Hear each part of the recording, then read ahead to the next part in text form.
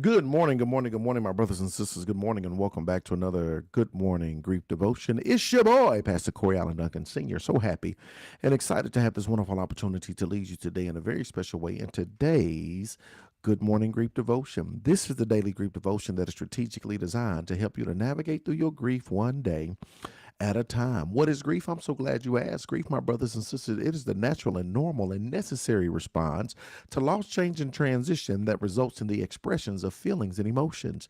Grief is what you feel on the inside. Mourning is how you reveal it on the outside. Therefore, we don't suppress it, but we express it. We don't ignore it, but we explore it. We don't conceal it, but we reveal it. We don't lock it up, but we let it out. And that's why we shout good morning, because mourning is a good thing. And I'm so grateful that you're here with us on this morning while you're mourning so that you can continue to navigate through this season of loss, change, and transition. Super duper excited to have this opportunity to lead you today in today's grief devotion. Today is day 125, and we're going to talk about I build bridges. I build bridges. Let's talk about it, y'all. The grief inside me is a complex and shaped by lots of different things. The grief inside me is complex and shaped by lots of different things, including my past life experiences, my unique personality, and the relationship I had with the person who died.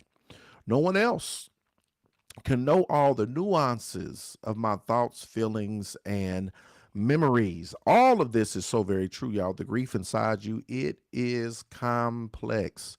It's not a simple thing. There are multi layers, there are many facets, there are so many things that come along with the grief that's inside of you, right? That it is complex and it is shaped by lots of different things. Your past life experiences, right? Your unique personality, the relationship you had with the person who died, excuse me, and nobody, no one else can know all the nuances of your thoughts and your feelings and your memories. It is so complex. It is so unique that grief is uniquely you, what you're experiencing, what you're going through. I say this all the time, and I said it a couple of days ago.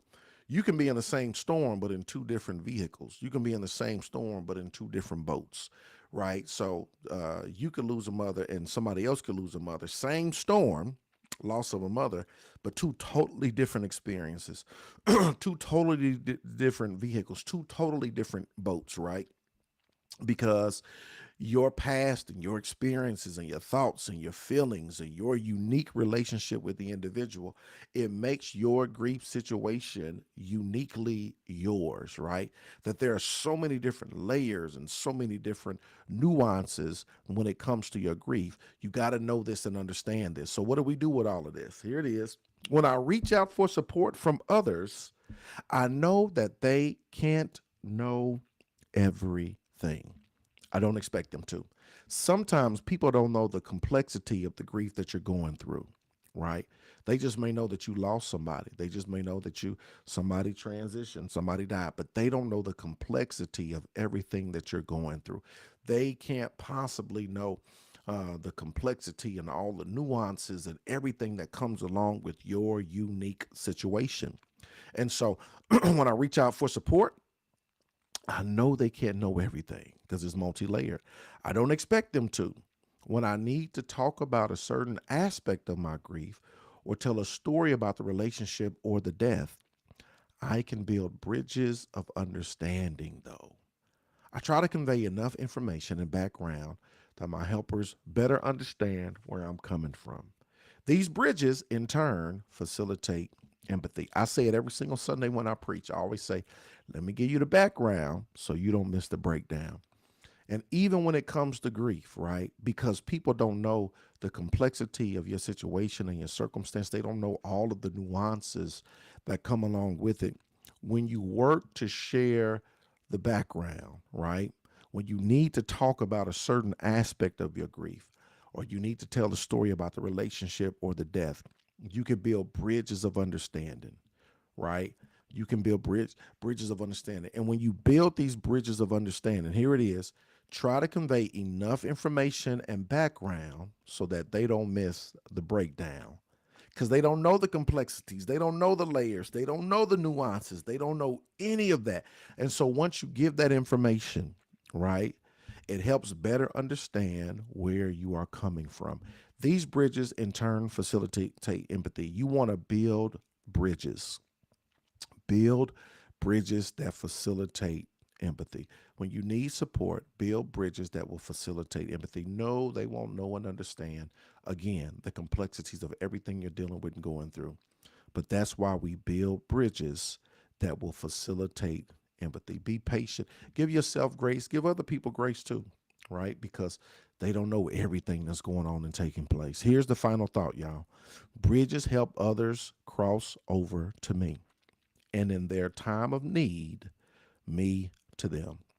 Bridges help others cross over to me, and in their time of need, me to them. I love bridges because bridges help people to cross over.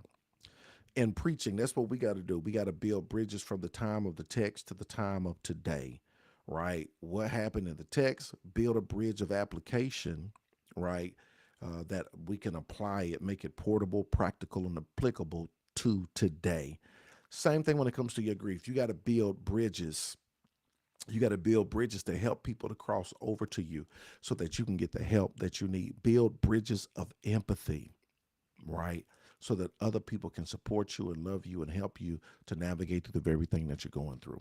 Today, my brothers and sisters, is day 125. I'm so glad that you are here today as we talk about I Build Bridges. I want to encourage you, continue to navigate through your grief journey. Remember, small steps lead to great distances. And I thank you for tuning in to the Daily Grief Devotion that is strategically designed to help you to navigate through your grief one day at a time. I love you with the love of the Lord. Hope you have a sensational Saturday in Jesus' name. Let's go.